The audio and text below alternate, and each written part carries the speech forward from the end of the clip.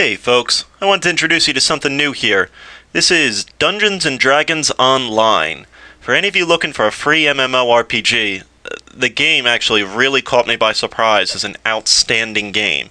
I've been having a total blast with it, and so here I just kind of wanted to show you what it was like in case you wanted to see it. So I'll start off with the first basic quest from Kaya, I believe her name is. Hayden's Rest.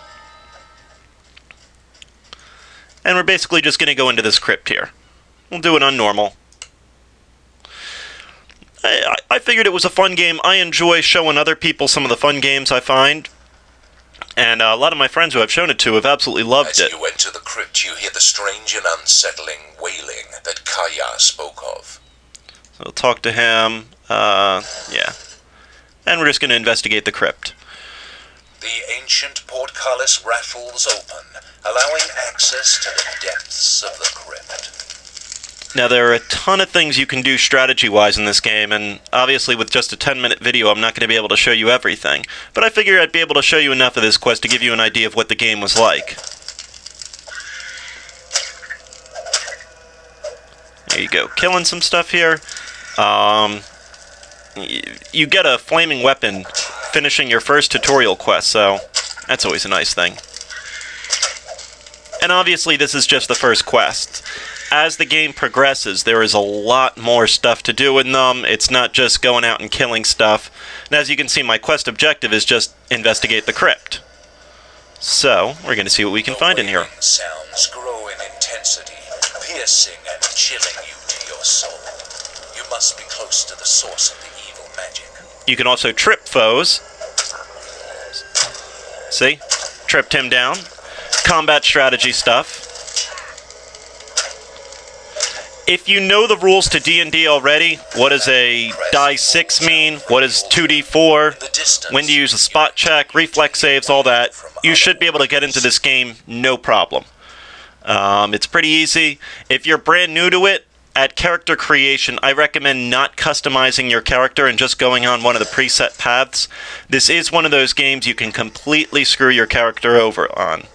But if you do the preset paths, it's not bad. Go in here, let's trip him. I'll see if I can sneak attack one of them then in the next area.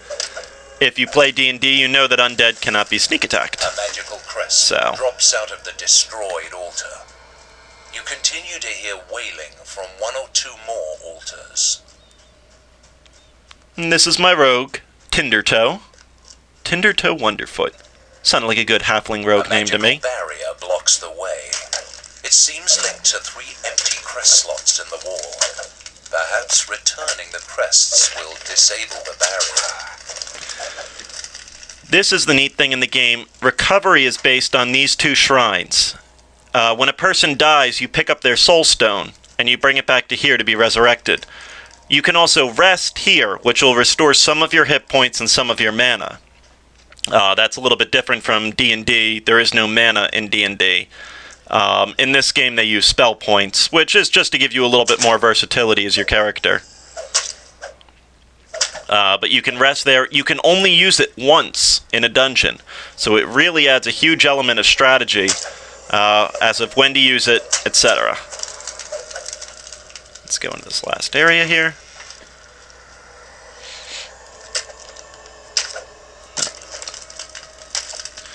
What's also neat is a rogue, the bluff skill. I'm going to get his attention. Hey. Now I'm going to bluff him.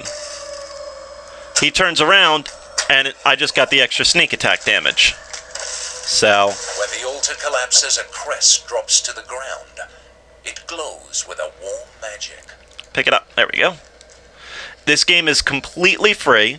There are features in it that are pay to play, but anything that you can do in-game... Oh, you see the spot thing. Let me just bring this out real quick. I know where the trap is. I'm going to trigger it anyway just to show you. There it is. But what's neat is you can search. Look around, look around. Bam. Found the trap. Now I can disable it because I'm a rogue. And there we go. I'm not going to loot the chest, but you can. Let's pull the lever. That actually opens up this side to bring the spiders out. I'm going to avoid them. Here we go. If you remember those crests that I was collecting from the altar, they are about to be used. Right here. As you fit the last crest into place, the magical We'll sneak up on this guy. Undead don't get fooled by the sneak, but that guy does. And we shred him apart.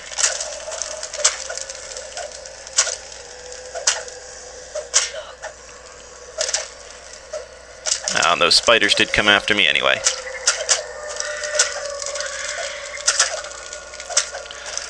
All we have to do then is destroy this altar.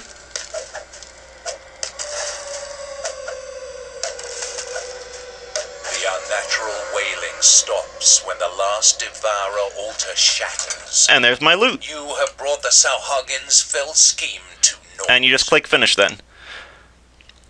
Any of you who are interested, I'll put all the information on a sidebar, but my two names are Prophar, who's a level 6 fighter, and Tindertoe, which is the level 3 rogue.